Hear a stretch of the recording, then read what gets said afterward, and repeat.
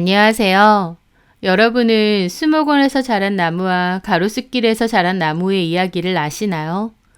수목원의 양질의 토양에서 뿌리를 내리고 관리를 잘 받은 나무는 태풍이 오거나 거센 바람이 불면 뿌리채 통째로 뽑히는 경우가 종종 있다고 합니다. 수목원 안에서는 토양의 질이 좋고 양분이 많기 때문에 나무가 굳이 뿌리를 깊고 멀리까지 뻗을 필요가 없다고 해요. 적당히 뿌리를 내려도 얼마든지 먹고 살기에 충분하기 때문이죠. 하지만 그렇기 때문에 오히려 큰 태풍이나 바람이 불면 뿌리채 뽑히기도 한다더군요. 반면 그냥 거리의 가로수에 있는 나무들은요. 거센 태풍과 바람이 불어도 장가지 몇 개만 부러질 뿐 뿌리채 뽑히는 일은 잘 없다고 합니다. 좋은 토양의 수목원과 달리 가로수의 땅과 환경은 척박하기 그지없는데요. 양분도 부족한 데다 땅속 안에 온갖 전선들까지. 그래서 가로수길의 나무들은 살아남기 위해 최대한 깊게 그리고 단단하고 촘촘하게 뿌리를 내린다고 합니다. 그렇기에 태풍이 불어와도 또 거센 바람이 휘몰아쳐도 가지는 부러질지언정 뿌리는 굳세게 버틸 수 있다고 하더군요. 척박한 땅에서 살아남은 나무는 그 뿌리가 아주 굳건하다는 그 말에 저는 많은 위로를 받았습니다. 저는 그리 많지 않은 나이에 참 다사다난한 일을 많이 겪었는데요. 누군가는 그런 저에게 팔자가 세고 박복하다라고 하더군요. 네, 그럴지도 모릅니다. 저는 팔자도 세고 박복한 걸 수도 있겠죠. 하지만 그렇기에 저는 더 깊이 뿌리를 내리고 꿋꿋하게 바람을 견딜 수 있는 게 아닌가 싶기도 합니다. 그런 저의 사연에 대해 얘기해 보려 합니다. 제가 초등학교 때 엄마 아빠는 이혼을 하셨어요. 제 기억 속에 아빠 엄마는 싸움이 잦으셨고 집안 분위기는 늘 별로 좋지 않았습니다. 엄마는 아빠 눈치를 많이 보셨고 아빠는 집안 분위기를 항상 어둡게 만드셨죠.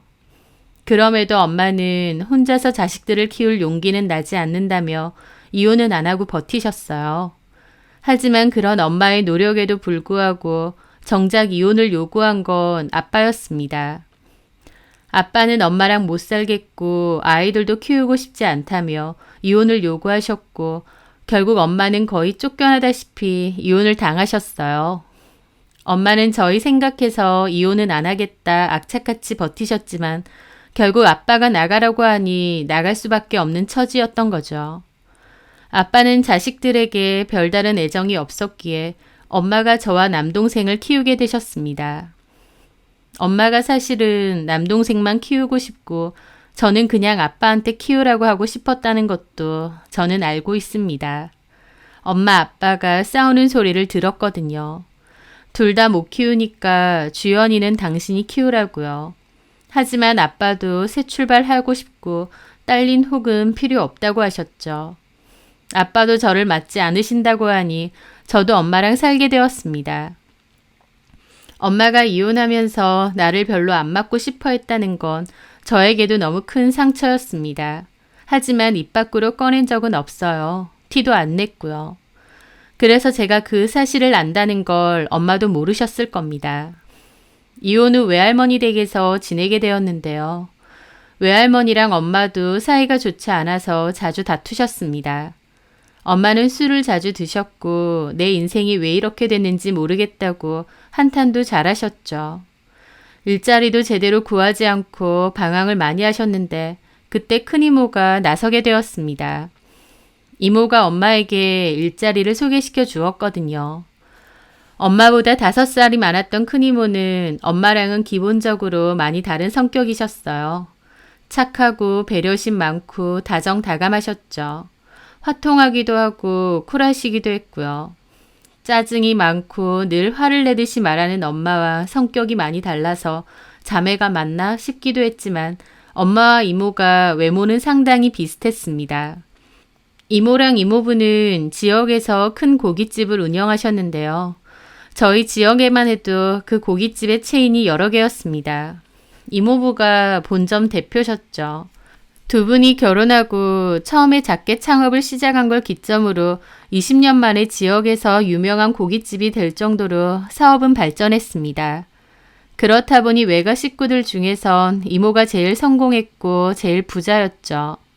그런 만큼 이모는 친정 식구들을 잊지 않고 외할머니한테 도움도 많이 드리고 또 조카인 저랑 남동생도 잘 챙겨주셨어요. 저희 엄마에게 학원비나 생활비 명목으로 돈도 자주 주시고 이것저것 많이 챙겨주신 걸로 알고 있습니다. 엄마 입장에선 이모가 은인 같은 존재일 텐데 고마워하기보다 그냥 자신의 삶을 한탄하기 바쁘셨죠. 어쨌든 이모는 엄마에게 새롭게 여는 지점의 매니저를 맡겼어요. 하나뿐인 동생인데 이혼하고 맨날 신세 한탄만 하니 이모가 좋은 일자리를 주신 거죠. 엄마는 그곳으로 출근을 시작했습니다. 저랑 동생도 엄마의 새 출발을 응원했고 엄마도 다시 열심히 살아보겠다고 마음을 먹으셨어요. 돈 열심히 벌어서 외할머니 댁에서 독립도 하고 저희한테도 잘해주겠다고 하셨죠. 그 후 저랑 동생은 학교가 끝나면 종종 엄마가 있는 가게에도 자주 놀러 갔습니다. 규모도 좀 있는 편이고 가면 일하시는 직원분들도 많았죠. 엄마도 초반엔 일을 열심히 하셨어요. 그런데 2년 정도 지났을 때부터 엄마의 상태가 별로 안 좋아졌습니다. 엄마는 그맘때 우울증을 앓고 계셨거든요. 이모의 설득으로 병원 치료를 받으며 약을 먹고 계셨는데요. 그래도 약을 먹으면 괜찮았습니다. 일상생활이나 가게에서 일하는 것도 다 괜찮았죠. 하지만 엄마는 자꾸 본인 스스로의 판단 아래 약을 끊는 일이 잦아졌습니다. 그 일로 이모하고도 많이 싸우셨고 저하고도 많이 싸웠어요. 저는 엄마가 약을 먹는지 아닌지 감시를 했는데 엄마는 네가 뭔데 명령을 하느냐며 저한테도 잘 뭐라고 하셨죠. 그맘때 저는 고등학생이었는데 우울증에 걸려 힘들어하는 엄마가 안쓰러우면서도 왜 자꾸 마음대로 약을 끊는지 이해가 안 되더라고요. 이모는 저에게 엄마를 잘 보살펴줘라. 장녀인 네가 고생이 많다. 그래도 엄마한테는 네가 큰 존재다. 라는 얘기를 잘하셨어요. 이모는 엄마에게 일자리 말고도 금전적인 도움도 자주 주신 걸로 알고 있습니다.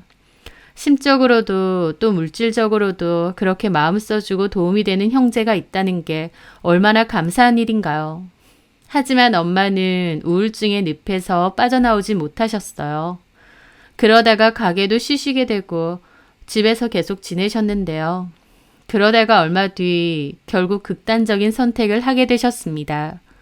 엄마가 세상을 뜨고 난 뒤 저와 남동생도 너무 힘들고 괴로운 나날이었어요. 산다는 게 확 무서워지고 두려워지더라고요. 아빠도 없는데 이제 엄마도 없이 눈앞이 컴컴했습니다. 세상에 덜렁 남겨진 기분마저 들었죠. 그런 저희를 도와준 건 역시나 이모였습니다.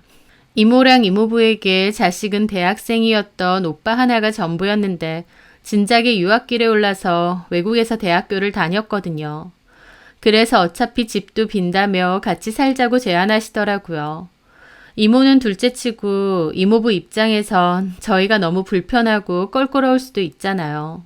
하지만 오히려 이모부도 내 집이다 생각하고 편하게 지내라고 배려를 많이 해주셨습니다. 그렇게 저와 남동생은 이모네에서 살게 되었는데요. 이모랑 이모부는 마치 부모님처럼 저와 남동생에게 신경도 많이 써주시고 잘해주셨습니다. 그리고 저와 남동생 대학교까지 보내주셨죠. 그게 너무 감사하면서도 어쨌든 제가 진짜 이모와 이모부의 자식은 아니기에 언젠가는 이 빚을 갚아야 하고 또 이 집에서도 나가야 된다는 생각도 계속 갖고 있었습니다. 하지만 이모는 그런 제 마음을 알기라도 하듯 결혼해서 나가는 거 아니고서는 계속 같이 살자고 하셨습니다. 이제는 제가 딸같이 느껴진다면서요. 엄마가 그렇게 돌아가신 건 지금 생각해도 억장이 무너지고 힘든 일이지만 그래도 제 곁에 이모가 있었기에 너무 다행이라는 생각도 많았습니다. 이모와 이모부가 없었으면 제 인생이 얼마나 더 힘들어졌을까 싶기도 하고요. 어쨌든 저는 그 덕에 대학교 졸업하고 취업한 뒤에도 이모네에서 계속 살았어요. 이모의 아들인 사촌 오빠는 미국에서 학교 졸업한 후 아예 정착해서 살았기 때문에 한국에 오는 일은 많지 않았습니다. 그래서 이모랑 이모부도 저와 동생을 자식처럼 생각했던 것도 있으셨고요. 저는 동생에게 이모와 이모부의 은혜를 잊지 않고 꼭 보답하며 살자고 얘기했고 동생도 열심히 공부했었죠. 그렇게 저는 대학 졸업 후 한 회사에 취업해 다니고 있을 때였습니다. 저보다 1년 정도 늦게 입사한 남자가 있었는데 이름은 박성욱이고 저보다 2살이 많았습니다. 저랑도 친하게 지냈는데 출퇴근길이 저랑 같은 방향이더라고요. 그 남자는 카풀을 하자고 했습니다. 저도 대중교통을 이용하고 있었는데 카풀을 하면 편하니까 기름값의 반은 제가 내기로 하고 카풀을 하기로 했죠. 그렇게 그 남자는 매일 저희 집으로 저를 데리러 왔습니다. 그런데 하루는 김주임님, 근데 집 좋은 데 사시는 것 같아요. 올 때마다 느꼈지만. 아, 그런가요? 여기 엄청 비싼 곳이잖아요. 부모님이 능력자신가 보다. 그 말에 저는 부모님이 아니고 이모랑 이모부랑 같이 산다라고 하려다가 말았습니다. 회사 사람한테 그런 것까지 굳이 시시콜콜 얘기할 필요가 있나 싶었거든요. 하지만 그 남자와 저는 카풀을 하며 또 이래저래 회사에서도 친하게 지내면서 점차 호감이 싹트기 시작했습니다. 그러다가 결국 교제도 시작하게 되었죠. 교제를 하고 얼마 뒤 저는 남친에게 모든 것을 다 얘기했습니다. 지금 사는 곳은 이모랑 이모부가 사시는 곳이고 감사하게도 지금까지 나를 맡아주신다. 동생은 좀 떨어진 지역에서 대학교 다니면서 혼자 산다라고요. 그 남자는 무슨 이유로 이모랑 이모부랑 사느냐 물었기에 저는 부모님이 이혼을 하셨고 엄마는 돌아가셨다고 했습니다. 제 말에 그 남자도 좀 놀라더라고요. 그러더니 자기 어릴 때부터 마음고생 많이 하며 살았구나 라고 위로해 주더라고요. 아빠도 안 계신데 엄마까지 그렇게 돌아가셔서 슬프긴 하지만 그래도 괜찮아. 이모랑 이모부가 부족함 없이 정말 잘해주셨거든. 그러게 참 감사한 분들이네. 나도 잘하고 살아야지. 받은 게 많으니까. 자기한테는 부모님이나 마찬가지겠네. 그렇지. 이모부랑 이모도 참 대단하시다. 아무리 조카라고 해도 자식은 아니잖아. 그런데 한 명도 아니고 2명이나 걷어서 같이 살고 대학 보내주고. 그러니까 그게 쉬운 일 아닌데 참 감사하지. 자기가 착하고 복이 많아서 그런 거야. 어쨌든 우리 나중에 결혼도 할 건데 우리 엄마한테도 이런 건 미리 말씀드려야겠네. 근데 좀 안 좋게 보시진 않겠지? 부모님 돌아가셨어도 씩씩하게 잘 살아왔는데 안 좋게 볼 게 뭐 있어. 게다가 어쨌든 이모랑 이모부님이 자기 부모님 역할은 다 해주시는 거고 결혼할 때까지도 그렇게 해주실 거지. 이모가 한 번씩 얘기하셨는데 나를 딸이나 다름없게 생각한다고 그러시고 결혼할 때도 이모가 다 알아서 해줄 테니 걱정 말라고 그러셨어. 역시 부잣집은 달라도 뭔가 다르네. 어쨌든 나도 엄마한테 그렇게 전할게. 그 남자는 자기 엄마에게 제 얘기를 전했다는데 어머님도 제가 엄마까지 일찍 여의고도 바르게 잘 큰 것 같다며 좋게 보셨다고 하더라고요. 그렇게 남친과 저는 잘 만나오다가 2년 후 결혼 약속을 하게 되었습니다. 남친 어머님도 저를 반갑게 잘 맞이해 주셨고 그렇게 양가 상견례도 하게 되었어요. 저는 부모님이 안 계시다 보니 저희 이모랑 이모부가 나와주셨죠. 참 대단하세요. 조카 딸을 이렇게 키워주는 게 쉬운 일은 아닌데. 저는 우리 주연이를 조카가 아니라 제 딸이라고 생각하고 살고 있습니다. 그 말에 어머님도 표정이 밝으시더군요.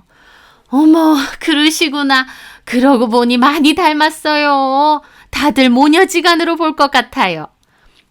그런가요? 그날은 분위기가 화기애애했는데 그 뒤 어머님은 남친을 통해 혼수와 예단 목록을 보내왔습니다. 그걸 보고 저는 깜짝 놀랐어요.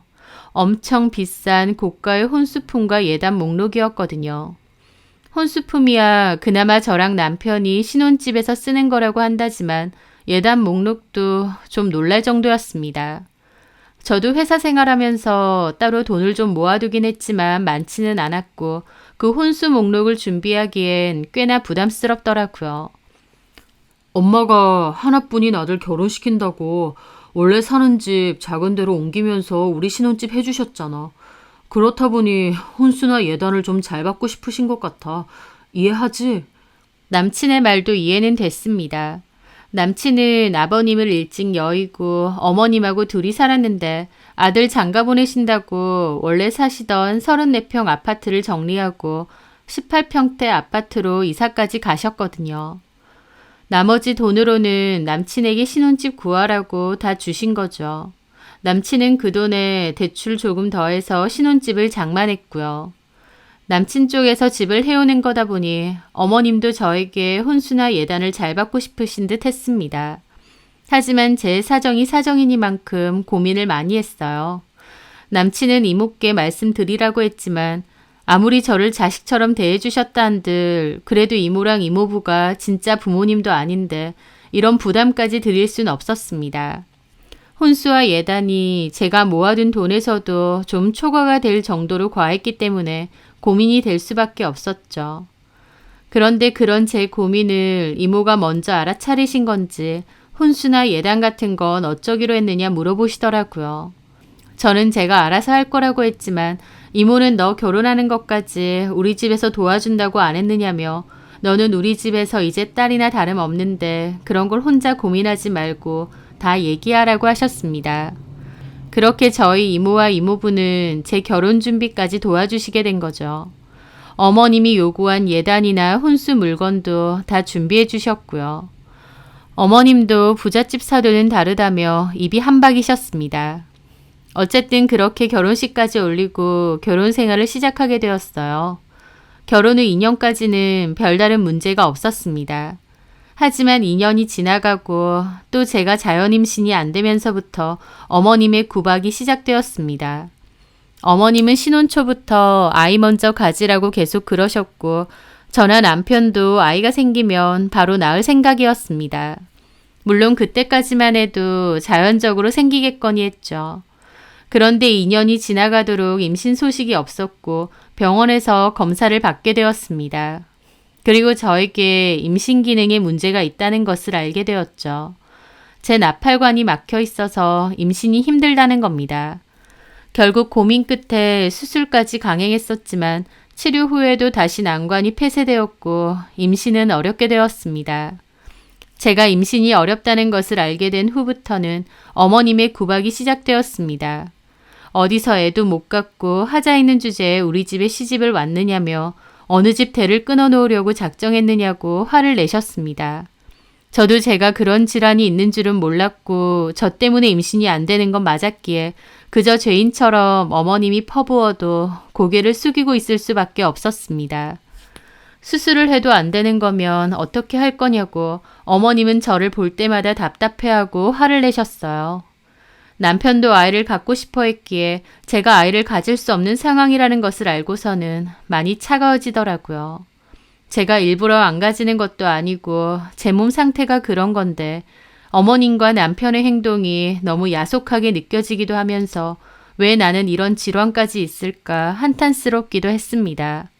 TV에서 보면 참 무책임한 부모다 싶은 사람에게도 아이는 잘 생기던데 정작 그토록 아이를 간절히 원하는 저와 남편에게는 아이가 생길 수 없었으니까요. 그런데 힘든 일은 또다시 있었습니다. 저희 이모부 사업이 크게 휘청인 것이죠. 이모부는 지역 위주의 체인이었던 매장을 좀 더 확장시키고 싶어 하셨고 상품 개발도 하고 싶어 하셨어요. 그러면서 동업자 분들과 함께 F&B 회사까지 열게 되셨거든요. 하지만 적극적으로 사업을 확장시키고 싶었던 이모부의 바람과 달리 자금 문제도 그렇고 동업자와의 관계도 그렇고 이래저래 어려움이 많다고 하셨습니다. 결국 잘 운영되고 있던 체인점들까지도 휘청일 정도로 자금 문제에 시달리셨죠. 그러던 와중 이모부는 갑자기 쓰러지기까지 하셨습니다. 저는 이모부가 쓰러지셨다는 얘기를 듣고 병원으로 달려갔습니다. 병원에서 다양한 검사를 시행했지만 특별한 원인은 없다고 했는데 갑자기 쓰러지신 거였죠.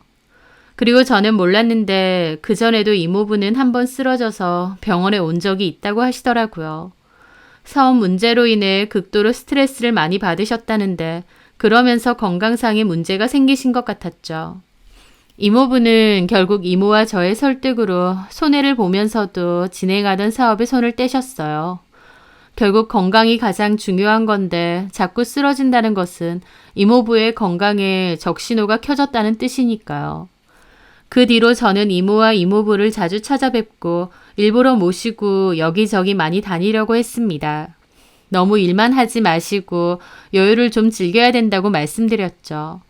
병원에서 크게 무리가 가지 않는 운동을 하는 게 좋다고 해서 제가 수영 회원권도 끊어서 드렸어요. 딸내미가 챙겨주는 것 같아서 좋다고 기뻐하시더라고요. 그런데 저희 어머님은 그런 것도 전부 불만이셨습니다.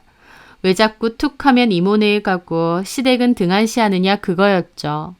그맘때 어머님은 의도적으로 시댁에 저를 자주 부르셨고 어머님이 저희 집에 오시는 일도 많았습니다.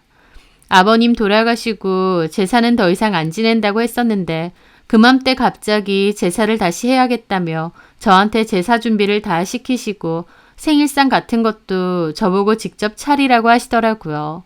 게다가 툭 하면 시댁에 오라고 하셨는데 제가 바쁘거나 약속이 있어서 못 간다고 하면 난리가 났습니다.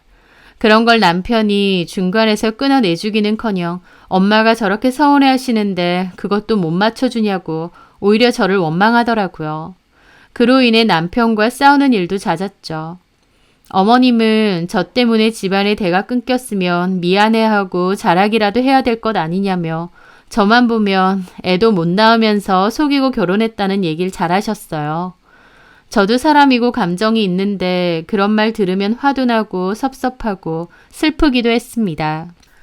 하지만 남편에게 어머님 너무하신다고 해봤자 남편은 제 얘기는 듣는 둥 마는 둥 엄마가 틀린 말 한 것도 아니고 엄마 입장에선 오죽하겠느냐. 나도 자식을 갖고 싶다고 잘 그러더라고요. 남편도 어머님 편이구나. 나는 내 편이 한 명도 없고 나를 오히려 미워하는 이 집에서 뭘 하고 있는 걸까라는 생각을 많이 했습니다. 그러다가 한 번은 어머님이 저에게 몹시 심하게 말을 한 적이 있었습니다. 그날은 토요일이었는데 저한테 말도 안 하시고 저희 집에 불쑥 오셨어요. 남편은 출근한다고 집에 없었고 저 혼자 있었거든요. 성욱이는 어디 갔어? 회사 출근했죠. 새로 옮긴 회사는 2주에 한 번 토요일에 출근해야 된다고 하더라고요. 남편은 저랑 같이 다녔던 회사를 그만두고 다른 회사로 옮겼거든요. 그 회사는 2주에 한 번은 토요일 출근을 해야 된다고 했고요. 그 말에 어머님은 혀를 차시더라고요. 아이고, 내 아들은 주말까지 개고생하네. 너는 남편이 힘들게 회사 갔으면 집에서 집안일이라도 똑바로 해야 될 거 아니니? 청소하고 있었어요. 방금 청소기 집어넣었는데. 청소기로 대충 바닥 좀 훑으면 끝이니? 됐고, 이거 우리 성욱이가 좋아하는 반찬 들고 왔으니까 정리해라. 그렇게 저한테 반찬을 주시더니 주변을 둘러보시면서 선반 위까지 손으로 쓸어보시더라고요. 그날따라 어머님은 인상도 계속 쓰시고 말도 엄청 툭툭거리게 하셨습니다. 평소에도 저한테 다정하게 말하시는 편은 아니었지만 그날은 좀 심하더라고요. 청소는 무슨, 너 청소 똑바로 안 하니? 네? 이것 봐라. 내 이럴 줄 알았다. 먼지가, 아휴 세상에. 너는 바닥만 청소기 돌릴 게 아니라 이런 데도 다 쓸고 닦아야지. 이런 데 먼저 걸레로 훔치고 그 다음에 청소기를 돌리든지 말든지 해야 되는 거다. 제대로 친정엄마가 없어서 그런가? 너는 왜 이렇게 기본이 안 되어 있니? 제가 집에 있는 사람도 아니고 남편이랑 똑같이 회사 다니고 일하는데도 집안일에 대한 잔소리도 정말 심하셨습니다. 그리고 잠깐만! 냉장고 그대로 둬봐! 그러면서 냉장고로 오시더라고요. 너 냉장고 청소 언제 했어? 몇 주 전에 한 것 같은데. 잘한다 아주. 나는 네 정신 상태를 이해를 못하겠다. 네가 무슨 애가 있어서 애 본다고 정신없는 거면 이해라도 해. 그것도 아니면서 너 집에서 뭐 하는데? 어머니, 집에서 뭐 하냐니요. 저도 회사 다니잖아요. 성욱이보다 근무 시간도 짧잖아. 그리고 회사 갔다 와서는 뭐 하냐고. 여자가 살림도 똑바로 안 하고 집에 오면 부지런하게 집안일이라도 해야지. 다른 여자들은 애 낳아서 애 키우면서도 살림하고 남편한테 신경 쓰고 돈까지 벌고 다 하던데 너는 뭐니 도대체? 애도 못 낳으면 이런 거라도 좀 야무지게 잘해야 될 거 아니냐고. 하면서 또 애 못 낳는다는 얘기를 하시더라고요. 저도 속이 부글부글했죠. 어머니, 저한테 자꾸 왜 그러세요? 제가 안 낳고 싶어서 안 낳는 것도 아니고 저도 속상해요. 네가 속상해봤자 나만큼 속상해? 나만큼 우라통 터져? 너 부모도 없고 이모 집에 얹혀 산다고 해도 그래도 나 너 좋게 봐주고 며느리로 앉혔다. 근데 이게 뭐야? 남들 다 낳는 애도 하나 못 낳고 네가 몸에 그렇게 큰 하자가 있는 줄 알았으면 내가 미쳤다고 너랑 성욱일 결혼시켜? 어머님, 말이 너무 지나치시네요. 제가 알고 있었던 것도 아니고 저도 뒤늦게 알았던 거잖아요. 그걸 내가 어떻게 알아? 일부러 속였는지 뭐한지 내가 어떻게 아냐고. 너는 뭐 하나 마음에 드는 구석이 없어. 부모 일찍 이혼해, 엄마 돌아가셔. 너는 그나마도 돈 많은 이모네라도 없었으면 바로 고아원행 아니니? 그래도 이모네라도 잘 살고 딸이나 다름없게 여긴다니까 이해하고 받아들였는데 성욱이한테 들어보니 너네 이모부 사업도 요새 엄청 안 좋다며?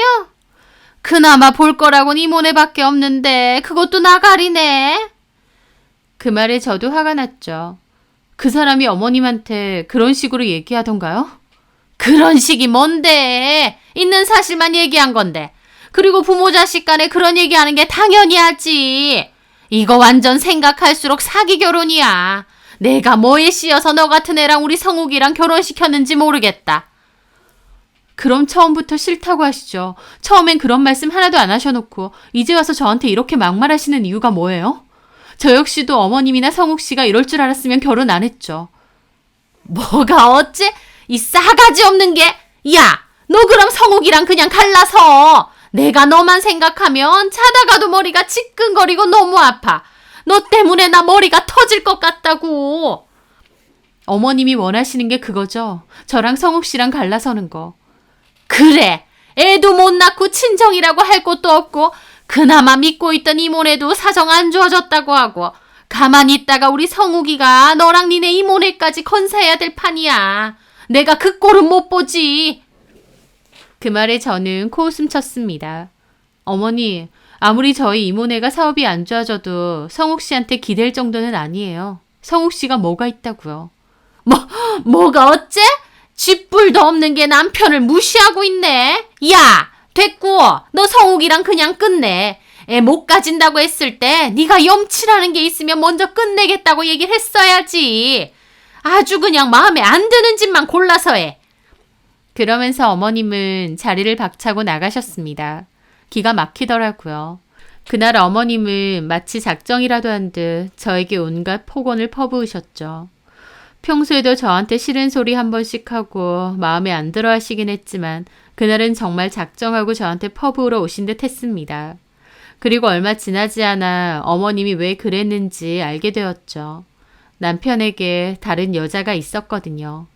남편이 새로 옮긴 직장에서 잡무를 하는 파견직 여자였는데요. 남편과 눈이 맞았던 겁니다.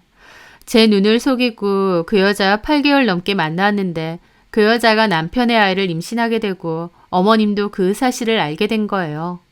남편은 저랑 헤어지고 그 여자랑 살림을 차리고 싶어하고 어머님 역시 그 여자가 임신을 했다니 저랑은 이혼시키고 그 여자를 새 며느리로 얻고 싶어 하셨던 거죠.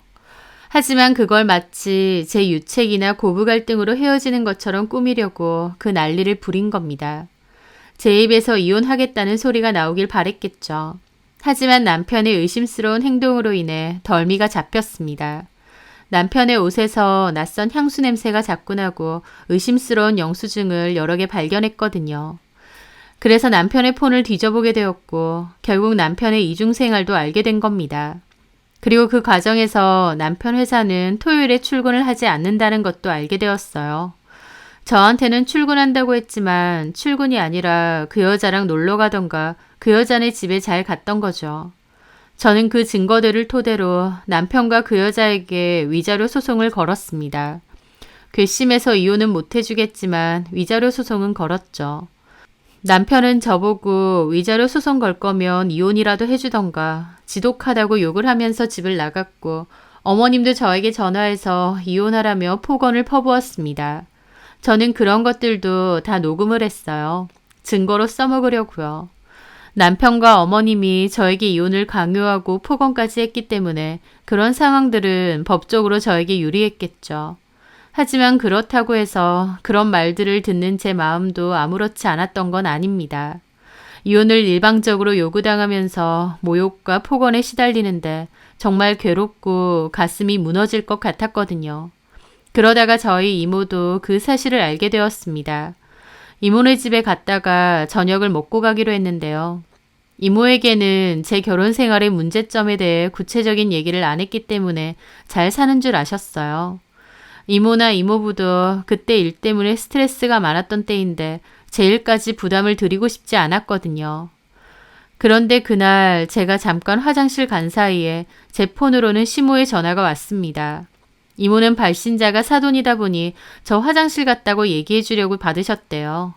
그런데 받자마자 시모가 쌍욕을 퍼부었다는 겁니다. 야, 이 망하려나. 애도 못 낳는 주제에 왜 이혼은 안 해준다는 건데. 너 이것도 녹음하고 있지? 뭐 위자료니 뭐니 그거 한다고. 진짜 너같이 질기고 독한 년은 처음 본다. 이혼도 안 해주면서 소송이나 실실 걸고 사람 피 빼먹어? 네가 그러니까 네 인생도 그따인 거야. 네가 그 모양이니까 니네 부모 잡아먹고 애도 안 들어서고 남편도 밖으로 도는 거라고.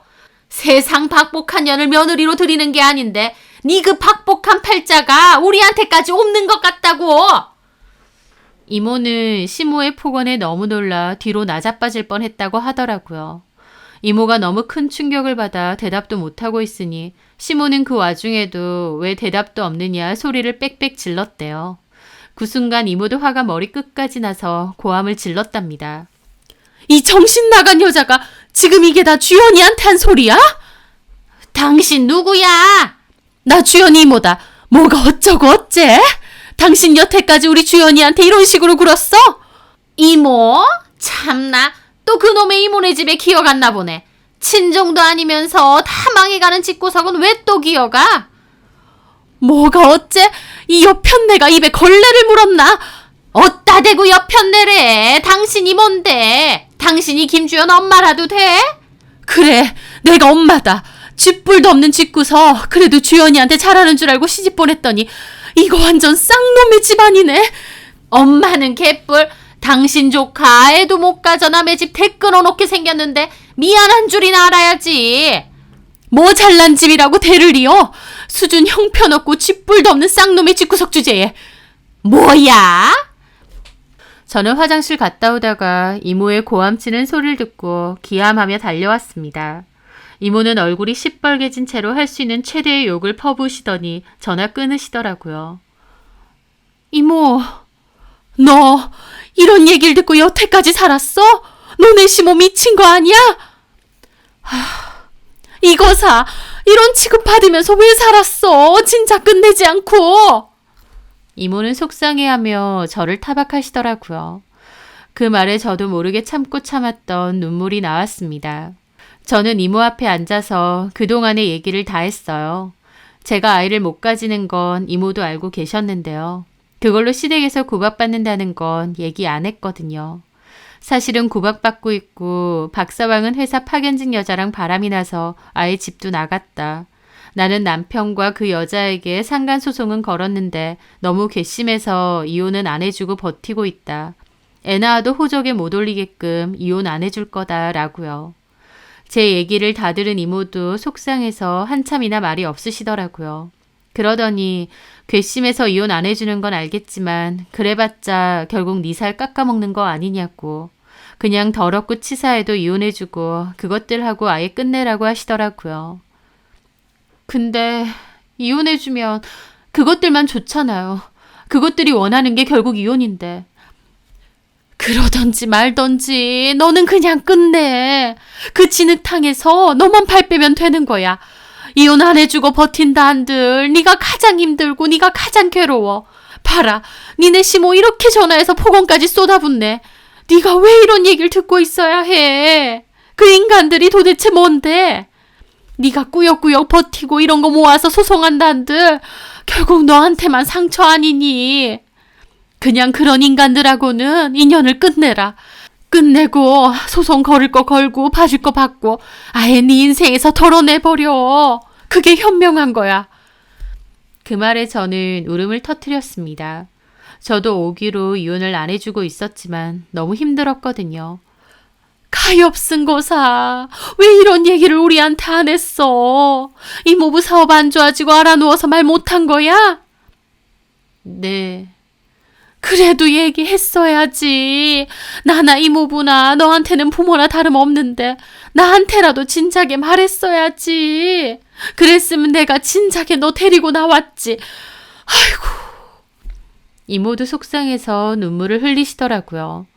이모랑 이모부 걱정할까봐 말 안 하고 버텼는데 이모가 속상해하시는 모습에 너무 죄송했습니다. 제 딴에는 제가 조카지 자식은 아니기 때문에 그런 짐까지 드릴 순 없었어요.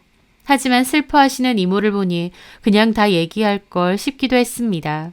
어쨌든 그때부터 저는 이혼을 하기로 결정을 내렸습니다. 하지만 남편에게는 내 조건을 들어주면 이혼해주겠다고 했어요. 그냥 이혼은 못 해준다고요. 결혼할 때 제가 드렸던 혼수 예단 비용에 남편과 내연녀 그리고 어머님으로부터 받을 위자료를 다 합쳐서 현재 갖고 있는 집의 반에 해당하는 금액을 내놓으라고 했습니다. 그러면 이혼해 준다고요. 남편은 그건 너무 큰 돈이라며 거절하더라고요. 남편이나 어머님에게도 재산이라곤 대출 조금 낀 그 아파트가 거의 전부다 보니 더욱 그랬겠죠. 그래서 그럼 그냥 소송 진행하고 각각 받아내겠다. 그리고 이혼은 없다고 했습니다. 지금처럼 어디 계속 살아보자고요. 그리고 이 일은 나도 어떻게든 네 주변 사람들에게 다 알릴 거다. 너도 더 이상 발 뻗고 잘 생각하지 말라고 경고했습니다. 남편은 협박죄로 저를 고소하겠다고 했으나 저는 협박죄 벌금 얼마든지 물고서라도 나도 내가 할 수 있는 건 다 해서 네 앞길 망칠 거라고 했죠. 그 뒤로도 남편과 많은 실랑이가 있었지만 결론적으로는 애 때문에라도 빠른 이혼을 원했던 남편은 제 요구 조건을 수용하기로 했습니다. 그렇게 저는 집값의 반에 해당하는 돈을 받고 이혼 서류에 도장을 찍었습니다. 남편은 그 돈을 마련하기 위해 결국 시모가 혼자 사는 집은 팔았다고 하더라고요. 시모는 남편과 같이 살기로 하고요. 짧은 결혼 생활 치고는 꽤나 많은 재산 분할을 받고 끝낸 저는 이모의 말대로 그것들을 제 인생에서 지우기로 마음먹었습니다. 가슴 아픈 과거의 기억을 지우고 싶다면 지금에 가장 충실하는 게 중요하다고 하더라고요. 그래서 저는 여전히 회사 열심히 다니면서 이모랑 이모부도 자주 찾아뵙고 취미도 가지고 운동도 하면서 건강하고 씩씩하게 잘 지냈습니다. 한 번씩 주변 사람으로부터 남편의 근황을 알게 되었는데 저랑 이혼 후 내연녀와 재혼을 바로 하고 어머님과 함께 그 집에서 산다고 하더라고요. 아이도 출산했고요. 시모 성격이 보통 또라이가 아닌데 같이 산다는 그 여자도 죽을 맛이겠구나 싶으면서도 또 한편으론 손주를 낳아준 여자니 나한테 하는 거랑 다르게 잘해주려나 싶기도 했습니다. 뭐가 어찌됐든 저하고는 더 이상 상관없는 사람들의 이야기지만요. 저희 이모와 이모부도 저의 새 출발을 응원해 주셨어요. 그런데 이혼 후 3년 가까운 시간이 흘렀을 때였어요. 저는 직장에서 차근차근 승진도 했고 이모네 사업도 다시 잘 되고 있었죠. 동생도 좋은 회사에 취업을 해서 잘 지내고 있었고요. 그런데 그맘때 평탄한 제 일상과는 확연히 다른 전 남편 네의 근황을 듣게 되었습니다. 특히 제가 가장 놀란 건 전 시모의 근황이었어요. 그 까랑까랑한 성격으로 그토록 원하던 손주 끼고 살면서 잘 살 줄 알았는데 전 시모는 제가 이혼하고 나서 1년 뒤쯤 급성 뇌졸중으로 쓰러졌다는 겁니다. 집에서 쓰러진 뒤 다소 늦게 병원에 갔기에 병원에 갔을 때부터 이미 상태가 몹시 안 좋았고 결국 목숨은 건졌지만 그 후유증으로 사지마비가 되었다고 하더라고요. 병원에서 지내다가 병원비 감당이 안 돼서 결국 집에서 요양을 하는데 말 그대로 사지마비이기 때문에 24시간 옆에 간병인이 붙어 있어야 했답니다. 손끝 하나 못 움직이고 가만히 누워있을 수밖에 없기 때문에 욕창 방지를 위해 옮겨서 뉘어주고 케어해줄 사람이 필요했던 거죠. 남편과 바람을 펴서 애까지 낳았던 새 부인은 딱 6개월 시모 간병하다가 애 놔두고 도망갔다고 했습니다. 도저히 이렇게 못 살겠다면서요. 시모가 돌아가신 것도 아니고 그렇다고 거동을 할 수 있는 것도 아니다 보니 그 여자는 거의 왼종일 시모를 돌봐야 했는데 언제까지 기약도 없고 이렇게 못 살겠다고 진작에 손 놓고 도망간 거죠. 심지어 어린 애까지 그냥 두고 혼자 도망갔답니다. 전 남편은 결국 간병인 붙이고 아이도 내내 어린이집이나 남의 손에 맡기나 보더라고요. 그럼에도 간병비나 약값 등이 너무 많이 들어가니까 회사 월급으로는 감당이 안 돼서 저녁에는 어디 술집에서 서빙하고 투잡까지 뛴다고 했습니다. 그 얘기를 전해준 친구 말로는 전 남편 얼굴이 한 10년은 더 늙어 보인대요. 낯빛도 안 좋고 피곤에 찌들어서 팍 늙었다고 하더라고요. 게다가 툭하면 신세한탄하고 마지못해 산다고 하더라고요. 전 시모가 차라리 돌아가시면 남편도 정리하고 살 수 있는데 저렇게 언제까지 누워 계실지 기약이 없다고 하더군요. 그 얘기를 전해 듣고 저는 몹시 놀랐습니다. 전 시모가 그전에도 한 번씩 머리가 아프다, 귀가 먹먹하다, 뒷골이 땡긴다는 소리는 잘했는데 그래도 건강에 신경을 많이 쓰는 편이었거든요. 그런데 이혼하고 1년도 안 돼서 뇌졸중으로 그렇게 쓰러졌다고 하니 놀랍기도 하고 뇌졸중이 진짜 무서운 병이구나 싶기도 했습니다. 하지만 솔직히 제 머릿속에 든 첫 번째 생각은 자승자박이다. 그렇게 막말하고 남한테 상처 주더니 참 잔인하고도 무서운 벌을 받았구나 싶었습니다. 저 내치면서까지 손주 타령하시더니 결국 새로 얻은 며느리는 도망가고 손주는 제대로 안아볼 수도 없으신 셈이었어요. 못된 것들이 더 잘 산다고 잘 먹고 잘 살 줄 알았는데 생각지도 못했던 근황에 놀라기도 했습니다. 하지만 그 사람들이 어떻게 살든 이제 제 알 바도 아니고 제 상관도 아닙니다. 저는 이혼했고 저하고 완전히 남남인 사람들이기 때문이죠. 그랬구나 하고 더 이상 아무 말도 하지 않았습니다. 제 인생에는 참 크고 작은 일들이 많았습니다. 부모님의 이혼, 엄마의 죽음, 불임과 남편의 외도와 시모의 폭언까지. 누군가는 한 번도 겪어보지 못할 일을 저는 참 다양하게도 겪은 게 아닌가 싶습니다. 하지만 저는 제가 가로수에 자라는 뿌리가 깊고 단단한 수도 없는 잔뿌리가 가득한 나무라고 생각합니다. 그래서 저에게 어떤 고통과 시련이 와도 장가지는 부러질지언정 뿌리는 굳건하다고 믿습니다. 그리고 전 시모는 저에게 박복한 팔자라고 했지만 그 말은 결코 동의할 수 없습니다. 제가 왜 박복한가요? 저에게는 부모님만큼 저를 아껴주시고 돌봐주신 이모와 이모부가 계신데요. 그분들이 제 곁에 있어 주시는 것만으로도 저는 제 인생이 참 복받았다고 생각하거든요.